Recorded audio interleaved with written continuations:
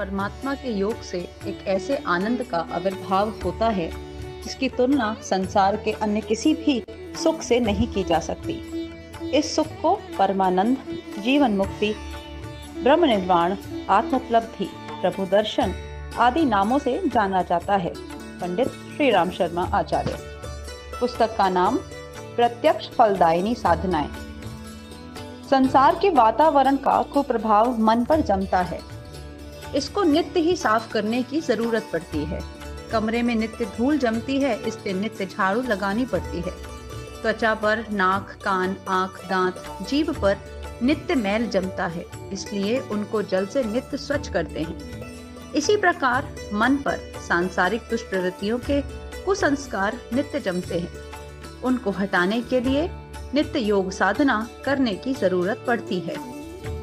रोज जमने वाले मानसिक मैलों की सफाई के लिए और मन की आत्म विरोधी प्रवृत्तियों को हटाने के लिए योग साधना आवश्यक है, और इतनी आवश्यक है कि उसे स्नान, शौच, भोजन, शयन की ही भांति नित्य कर्मों में स्थान मिलना चाहिए। साधना अंतःकरण का शौच और आहार है, इसलिए उसकी ओर तो शरीर की अपेक्षा अधिक ध्यान देने की आवश्यकता है।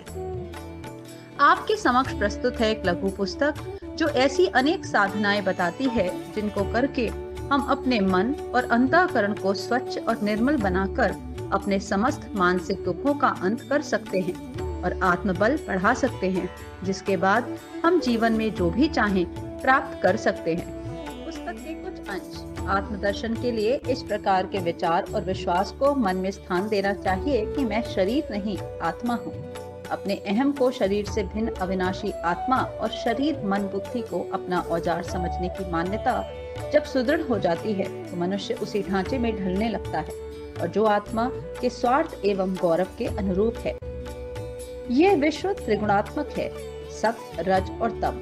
मनुष्यों के स्वभाव, चेतनाएं, प्रवृत्तियां इन तीन भागों में विभक्त हैं। सम्यकत्व का तकाजा है कि हम आंतरिक स्वास्थ्य तथा सुव्यवस्था को कायम रखने के लिए सत्व, रज, तम का भली प्रकार उचित रीति से उपयोग करें। जिस मनोभूमि को संस्कारित नहीं किया जाता उसमें अच्छी फसल नहीं उपजती। वहां तो कुविचार और कुसंस्कारों का ही उत्पादन होता है। विचारों पर हमारा आधिपत्य होना चाहिए। जब जिस विचार को हम चाहें अपने मस्तिष्क में विचरण करने दें और जब चाहें जिस विचार को निकाल बाहर करें। यह स्थिति प्राप्त करना अध्यात्म क्षेत्र के पथिकों के लिए बहुत आवश्यक है। सांसारिक दुखों से छुटकारा पाकर मनोनिग्रही आत्मानंद का सुख भोग करता है।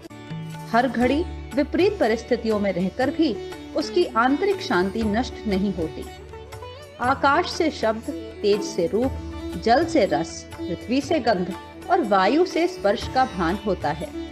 मन को इन पांचों की अनुभूतियां में एक विशेष विधि से लगाने की साधना द्वारा उसका संयम हो सकता है। गीता कहती है, निराहार रहने से विषय निवृत्त होते हैं। व्रतों से साधक की आत्मशक्ति बढ़ती है और उससे बाह्य एवं आंतरिक अनेक लाभों की उपलब्धि होती है।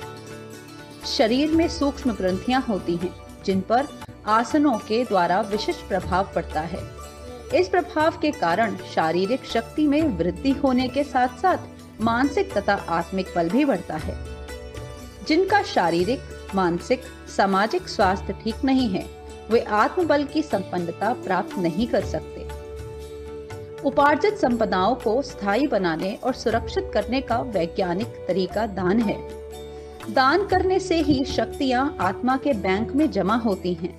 दान करते ही तुरंत उसी क्षण एक आंतरिक संतोष प्राप्त होता है। यह उस बैंक की रसीद है। दिव्य लोकों से हमारे लिए जो दिव्य आध्यात्मिक संदेश आते हैं उन्हें सुनने के लिए मौन होने की आवश्यकता पड़ती है। आत्मा के प्रति परमात्मा की जो संदेश ध्वनियां आती हैं उन्हें मन और वाणी से मौन होकर ही सुना जा सकता है। यह एक दैवी रेडियो है।